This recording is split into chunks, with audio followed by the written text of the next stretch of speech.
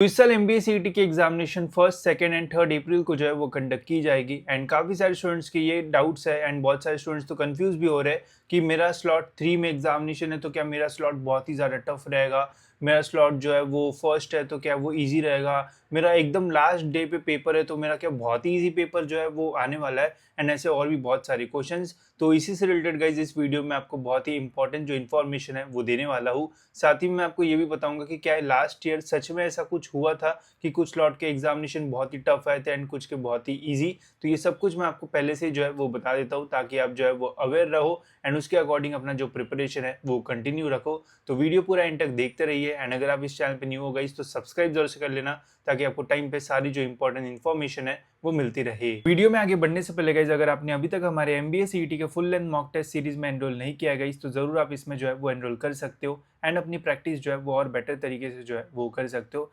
Because mock से ही guys आपकी ये प्रैक्टिस होगी कि कैसे आपको 150 मिनट में 200 क्वेश्चन जो है वो सॉल्व करना है, साथ ही में कैसे टाइम मैनेजमेंट करना है, कौन से सेक्शन को कितना टाइम देना है, तो ये सब कुछ आप मॉक टेस्ट से जो है वो सीख सकते हो। साथ ही में गाइज इन मॉक टेस्ट को जब भी आप सबमिट करोगे तो यहाँ पे आपको डिटेल पूरी जो समरी है वो भी मिलेगी जिससे आपको पता चलेगा कि टोटल क्वेश्चंस में से कितने क्वेश्चंस आपने सॉल्व किए, कितने इनकरेक्ट थे, कितने आपने अटेम्प्ट ही नहीं किए। साथ ही में व्यू सॉल्यूशन पे क्लिक करते ही आपको सेक्शन वाइज सभी के जो सॉल्यूशंस है वो जो है वो मिल जाएंगे। इसके अलावा गाइज यहाँ पे आपको सेक्शन वाइज जो एक्यूरेसी लेवल है वो भी मिलेगा। तो अगर आप वहाँ पे गेस वर्क या फिर तुक्का भी मार रहे हो तो उसमें आपके कितने राइट आंसर्स आ रहे हैं तो वो भी आप यहाँ पे जो है वो चेक कर पाओगे। इसके अलावा गाइज इसी सेम कोर्स में हमने यहाँ पे आपके लिए जो है वो लास्ट ईयर के जो पेपर्स है वो भी जो है वो डाले। तो यहाँ पे आपको प्रीवियस ईयर क्वेश्चन पेपर का सेक्शन मिलेगा, उस पर क्लिक करोगे तो यहाँ पे आपको लास्ट ईयर के स्लॉट वाइज क्वेश्चन पेपर्स मिल जाएंगे जिनका यूज़ करके आप देख पाओगे कि लास्ट ईयर किस टाइप के जो क्वेश्चन है वो पूछे गए थे ताकि आपसे कुछ भी चीज़ जो है वो मिस ना हो। इसके अलावा गाइज यहाँ पे मैंने जो फॉर्मूला बुक्स है वो भी जो है वो डाले जिनका यूज़ करके आप बहुत ही जल्दी अपनी जो प्रैक्टिस है वो कर पाओगे। तो रिविजन मटेरियल में आपको यहाँ पे जो है वो ये फार्मूलाज मिल जाएंगे जिनका यूज़ करके आप डायरेक्ट जो आंसर्स है वो निकाल पाओगे एंड और भी बहुत सारा कंटेंट आपको इसमें जो है वो मिल रहा होगा। साथ ही में हमने जो प्राइस है वो भी रिड्यूस करके 99 जो है वो कर दिया है ताकि मैक्सिमम स्टूडेंट्स इनका जो बेनिफिट है वो ले पाए एंड सभी मॉक टेस्ट देके एक बार तो अपना एक्चुअल एग्जामिनेशन का जो फील है वो ले पाए। तो लिंक आपको डिस्क्रिप्शन में मिल जाएगी, वहाँ से गाइज आप इसमें जो है वो एनरोल कर सकते हो। तो सबसे पहले गाइज मैं आपको स्लॉट्स के बारे में जो बेसिक इन्फॉर्मेशन है वो दे देता हूँ ताकि आप ज़्यादा कन्फ्यूज जो है वो ना हो। तो देखो यार, एमबीए सीईटी की जो एग्जामिनेशन है ये बहुत सारे जो स्टूडेंट्स है वो देते हैं एंड सभी स्टूडेंट्स एक टाइम पे एग्जामिनेशन जो है वो नहीं दे पाएंगे बिकॉज जो नंबर ऑफ सेंटर्स है वो लिमिटेड होते हैं। इसलिए सीईटी सेल क्या करता है कि एमबीए सीईटी के एग्जामिनेशन 2 या फिर 3 दिन में जो है वो कंडक्ट करता है। तो जैसे इस साल 3 डेज में एग्जामिनेशन हो रहा है तो 2023 या फिर उसके पहले 2 दिन में ही जो एग्जामिनेशन है वो होती थी बिकॉज तब नंबर ऑफ स्टूडेंट्स जो है वो कम थे, बट अब नंबर ऑफ जो स्टूडेंट्स है वो बढ़ गए हैं, इसलिए 3 दिन में जो एग्जामिनेशन है वो हो रही है। तो सपोज करते इस साल 1,20,000 स्टूडेंट्स एग्जामिनेशन दे रहे हैं तो सीईटी सेल ट्राई करेगा कि इवन नंबर ऑफ स्टूडेंट्स मतलब सेम नंबर ऑफ स्टूडेंट्स या फिर उसके आसपास जैसे 20,000 स्टूडेंट का ऐसा बंच बनाएंगे तो 20,000 स्टूडेंट्स पहले एग्जामिनेशन देंगे, फिर 1 अप्रैल के आफ्टरनून स्लॉट में 20,000 स्टूडेंट्स एग्जामिनेशन देंगे, फिर नेक्स्ट डे सेम रहेगा एंड फिर नेक्स्ट डे ऐसा सेम करने के जो सीईटी सेल है वो ट्राई करता है। बट कभी यहाँ पे भी 19-20 हो जाता है कि फर्स्ट डे के फर्स्ट स्लॉट में 30,000 स्टूडेंट्स ने एग्जामिनेशन दे दिया, आफ्टरनून में 20,000 ने दे दिया, तो ऐसा डिपेंड करता है। उसके अकॉर्डिंग ये जो स्लॉट्स में एग्जामिनेशन है वो कंडक्ट की जाती है ताकि लिमिटेड सेंटर्स में भी सभी स्टूडेंट्स अपना जो एग्जामिनेशन है वो दे पाए, इसलिए ये जो नंबर ऑफ स्लॉट्स जो है वो बनाए जाते हैं। अभी अगर आपको ये नहीं पता है कि आपका स्लॉट क्या है तो वो भी मैं आपको बता देता हूँ। तो देखो, इस साल एग्जामिनेशन 1 अप्रैल, 2 एंड 3 अप्रैल को जो है वो कंडक्ट की जाएगी। अगर आपका एग्जामिनेशन 1 अप्रैल को है एंड अगर आपका एग्जामिनेशन मॉर्निंग में 9 से 11:30 के बीच में है तो आप स्लॉट 1 के जो स्टूडेंट्स है वो कहलाओ जाओगे, ठीक है। एंड इसे हम जनरली मॉर्निंग स्लॉट जो है वो बोलते हैं। अब ये टफ रहेगा ईजी रहेगा वो मैं आपको जो है वो आगे बताता हूँ।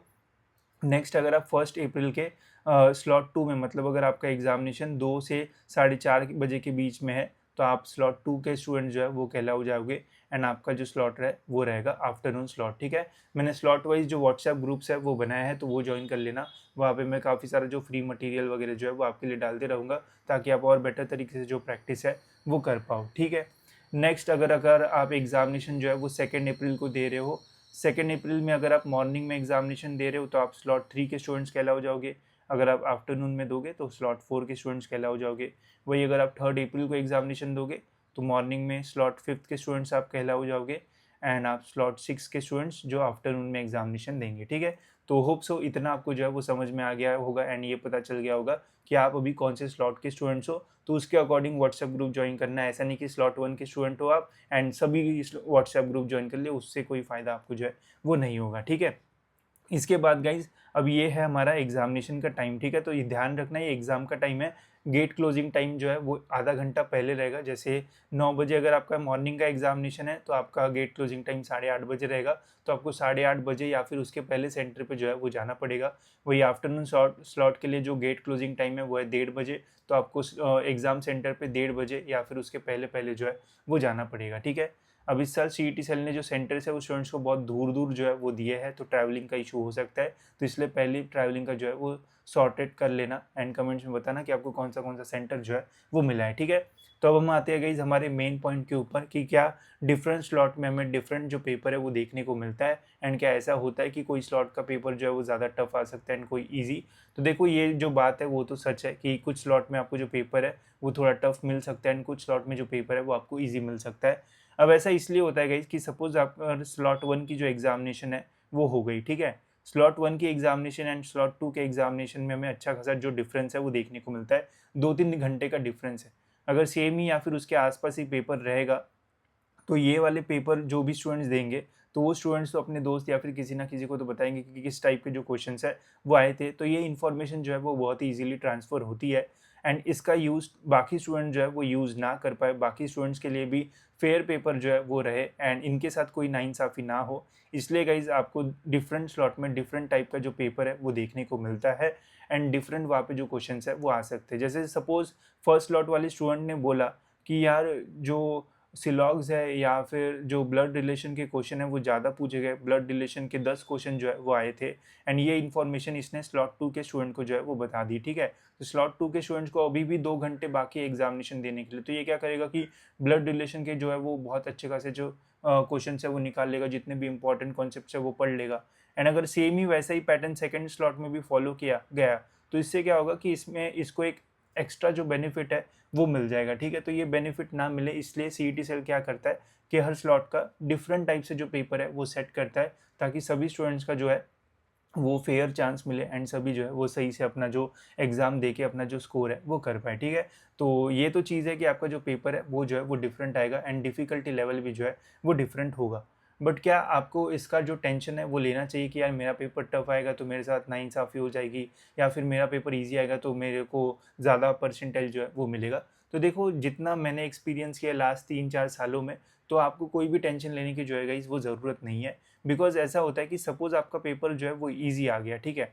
अगर पेपर ईज़ी आ गया तो इसका मीनिंग क्या है कि पेपर ईज़ी आता है तो मैक्सिमम स्टूडेंट्स मैक्सिमम आंसर्स के राइट आंसर जो है वो टिक कर पाएँगे। अब अगर मैक्सिमम स्टूडेंट्स ज़्यादा आंसर्स टिक कर पाएँगे तो इससे क्या होगा कि आपके स्लॉट में मैक्सिमम स्टूडेंट्स को अच्छे मार्क्स जो है वो मिलेंगे। ये तो आप मानते हो, ठीक है। वही सपोज़ करते कि एक ऐसा स्लॉट है जिस स्लॉट में जो पेपर है वो थोड़ा टफ है, तो इसमें क्या होगा कि जो नंबर ऑफ राइट आंसर्स निकालने की प्रोबेबिलिटी होगी स्टूडेंट्स की वो थोड़ी जो है वो रिड्यूस हो जाएगी, ठीक है। तो इसमें मैक्सिमम स्टूडेंट्स का जो स्कोर है वो थोड़ा जो है वो कम रहेगा एज़ कम्पेयर टू जहाँ पे ईजी पेपर आया, ठीक है। एंड जब रिजल्ट्स निकलता है गाइस तब जो है वो नॉर्मलाइजेशन मेथड का जो यूज़ है वो किया जाता है।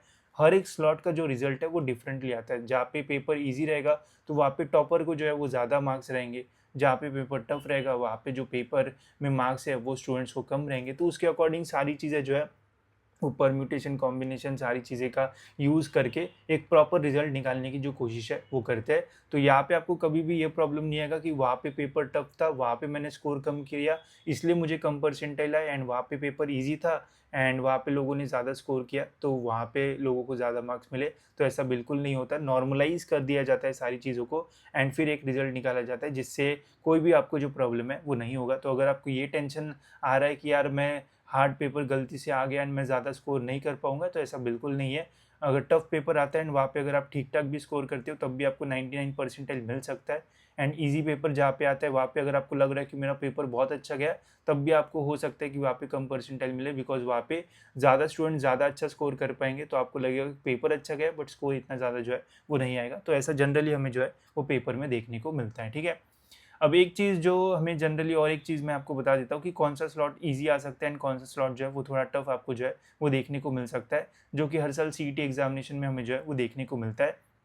तो जैसा हिस्ट्री है गाइस, जैसा पास्ट है सीईटी एग्जामिनेशन का, तो उसके अकॉर्डिंग तो गाइस जो डे 1 का एग्जामिनेशन है ये थोड़ा जो है वो ईज़ी या फिर मीडियम लेवल के आसपास हमें जो है वो देखने को मिलता है। एंड जनरली फर्स्ट डे पे ऐसा ही होता है। फर्स्ट डे का स्लॉट 1 में बहुत सारे स्टूडेंट्स को ये भी नहीं पता होता है कि जो एग्जामिनेशन है वो जो है वो सेक्शन वाइज आएगा या फिर जम्बल्ड एग्जामिनेशन जो है वो आएगा। अब ये क्या फंडा है, देखो 23 या फिर उसके पहले अगर आप देखते हैं तो जम्बल्ड पेपर आता था, सेक्शन नहीं रहता था, लॉजिकल में के बीच में कॉन्ट्स का पे क्वेश्चन रहेगा या फिर इंग्लिश का घुस जाएगा, ऐसा था। फिर 24 में सेक्शन वाइज पेपर आने लगा 24 में, एंड ये 25 उसके बाद का ही ईयर है, ठीक है। तो इस साल भी मैक्सिमम लोग तो एक्सपेक्ट कर रहे हैं कि सेक्शन वाइज ही पेपर आएगा, एंड सेक्शन वाइज बेटर है बिकॉज वहाँ पे अगर आपको इंग्लिश सॉल्व करना है तो इंग्लिश पे क्लिक करके आप डायरेक्ट जो है वो सॉल्व कर पाओगे, ठीक है।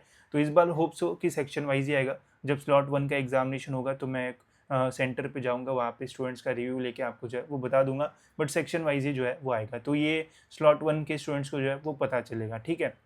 जनरली फिर यहाँ पे थोड़ा जो पेपर है वो इजी या फिर मॉडरेट लेवल का जो है वो रहता है। स्लॉट 2 में भी इजी या फिर मॉडरेट लेवल का जो पेपर है वो रहता है, and similar to slot 1 and slot 2 का पेपर जो है वो आसपास ही जो है वो रहता है, इतना प्रॉब्लम जो है वो नहीं आता है। स्लॉट 2 में जनरली हमें जो डे 2 रहता है, डे 2 का स्लॉट 3 एंड स्लॉट 4, यहाँ पे मैक्सिमम स्टूडेंट्स को लगता है कि जो पेपर है वो थोड़ा टफ जो है वो लगा। यहाँ पे होता है कि कुछ एक ही टॉपिक जो कि थोड़ा डिफिकल्ट रहता है, जैसे पजल्स हो गए या फिर कुछ इंपॉर्टेंट टॉपिक्स हो गए जो कि थोड़े डिफिकल्ट लेवल के, वहाँ पे जो क्वेश्चन है वो सेट हो सकता है। वहाँ पे थोड़े ज़्यादा क्वेश्चन यहाँ पे जो है वो पूछे जाते हैं, ऐसा हमें लास्ट ईयर जो है वो देखने को मिला था, या फिर उसके लास्ट ईयर में भी हमें ऐसा ही जो है वो देखने को मिला था। तो जनरली स्लॉट 3 या फिर मैक्सिमम चांसेस है कि स्लॉट 4 में आपको थोड़ा जो पेपर है वो टफ लेवल का देखने को मिले, बट इसका मीनिंग ये नहीं है कि आप अच्छा स्कोर नहीं कर पाओगे। भले ही बहुत टफ आपका पेपर आ गया, तो अगर आप यहाँ पे 100 मार्क्स भी लेके आते हो तब भी आपका 90 या फिर उसके ऊपर परसेंटेज जो है वो जा सकता है, ठीक है। तो ये सब डिपेंड करता है नॉर्मलाइजेशन के ऊपर। अगर टफ भी आता है तो कोई टेंशन लेने की ज़रूरत नहीं है, बस ट्राई करना मैक्सिमम क्वेश्चन आप जो है वो सॉल्व करो, ठीक है। तो स्लॉट 3 एंड स्लॉट 4 में हो सकता है कि थोड़ा टफ पेपर आए, बट ज़्यादा टेंशन मत लो, टफ आएगा तो उतने ही कम लोग जो है वो उसे सॉल्व कर पाएंगे, एंड उतने ही ज़्यादा आपको परसेंटाइल मिलने के चांसेस जो है वो रहेंगे। फिर रहेगा डे 3। अब डे 2 में इतने कांड हो जाते हैं कि बहुत टफ आया, बहुत टफ आया, तो 3 तारीख को जो है वो थोड़ा इजी पेपर जो है वो आता है, ठीक है। अब ऐसा बोलते कि दो दो दिन हो, मतलब सेकंड डे पे इतना टफ आया तो थर्ड डे पे इजी आएगा। तो देखो यार, सीईटी सेल 2 तारीख का पेपर 1 तारीख को तो बनाता होगा नहीं, पहले ही सारे जो पेपर्स है वो सेट हो जाते हैं, ठीक है। तो उनका पहले से ही प्लान रहता है कि ये स्लॉट थोड़ा हम ऐसा बनाएंगे, इसको वैसा बनाएंगे, तो उस वो किसी के भी हाथ में नहीं है। आप अपना प्रिपरेशन जो है वो अच्छे से रखो, बाकी जो है वो भगवान के भरोसे जो है वो रख दो, ठीक है। तो स्लॉट 5 एंड स्लॉट 6 जो है वो थोड़ा ईजी आ सकता है। ईजी का मतलब ये नहीं आपके लिए अच्छा है, ईजी का मतलब आपके लिए बुरा है, बिकॉज वहाँ पे ज़्यादा लोग ज़्यादा क्वेश्चन जो है वो टिक कर पाएंगे, तो वहाँ पे आपका एक्यूरेसी लेवल जो है वो मैटर करेगा। वही जो टफ स्लॉट रहता है वहाँ पे एक्यूरेसी लेवल से ज़्यादा आपका टाइम मैनेजमेंट में, मतलब कौन सा क्वेश्चन आप किस टाइम पे जो है वो सॉल्व कर रहे हो, बिकॉज वहाँ पे होता है ये कि बहुत टफ क्वेश्चन अगर आ गया तो यहाँ पे एक बच्चा 3-4 मिनट भी जो है वो दे सकता है, तो वहाँ पे आप ज़्यादा क्वेश्चन ही जो है वो सॉल्व नहीं कर पाओगे, तो ऐसा भी जो है वो हो सकता है, ठीक है। तो ये था गाइस कुछ स्लॉट्स के बारे में इन्फॉर्मेशन, जो कि मैंने ट्राई किया कि आपको समझाओ कि किस टाइप से सीईटी सेल ट्राई करता है कि सभी का जो एग्जामिनेशन है वो सही से हो। एंड ये गाइज आपके ही बेनिफिट्स के लिए है, क्योंकि अगर पहले स्लॉट का एग्जामिनेशन एंड 6 स्लॉट का एग्जामिनेशन सेम ही आएगा तो आपके साथ जो बीच वाले उनके साथ जो है वो बहुत नाइंसाफ़ी हो जाएगी। तो ये आपका ही बेनिफिट है, तो इसको डिसएडवांटेज मत समझो, इसको थोड़ा एडवांटेज समझोगे तो आप पॉजिटिव भी फील करोगे एंड आपको प्रॉब्लम भी जो है वो नहीं आएगा। साथ ही में लास्ट ईयर के पेपर भी अगर आप चेक करोगे तो वो वहाँ पे भी आपको क्वेश्चंस में जो डिफरेंस है वो देखने को मिलेगा। जैसे ये एब्स्ट्रैक्ट का सेक्शन है तो इसमें आप देख सकते हो यहाँ पे कुछ डाइस के प्रॉब्लम एंड जो डायग्राम्स के प्रॉब्लम है वो हमें देखने को मिल रहा है। दूसरा स्लॉट के पेपर में बस डायग्राम्स वाले क्वेश्चन है, नो डाइस नो स्क्वायर, ऐसे कोई भी जो क्वेश्चन है वो पूछे ही नहीं गए, ठीक है। बट यहाँ पे भी इजी क्वेश्चन है, तो डिपेंड करेगा कि कैसे आप सॉल्व करते हो। बाकी होप्स हो आपको सारी जो चीज़ें वो समझ में आ गई होगी, और कुछ यहाँ पे आपको क्वेश्चन होगा तो आप मुझे कमेंट सेक्शन में जो है वो पूछ सकते हो। मैं ज़रूर ट्राई करूँगा कि आपके सभी क्वेश्चंस के जो आंसर्स है वो दे दूँ। तो मिलते हैं ऐसी और एक इन्फॉर्मेटिव वीडियो में।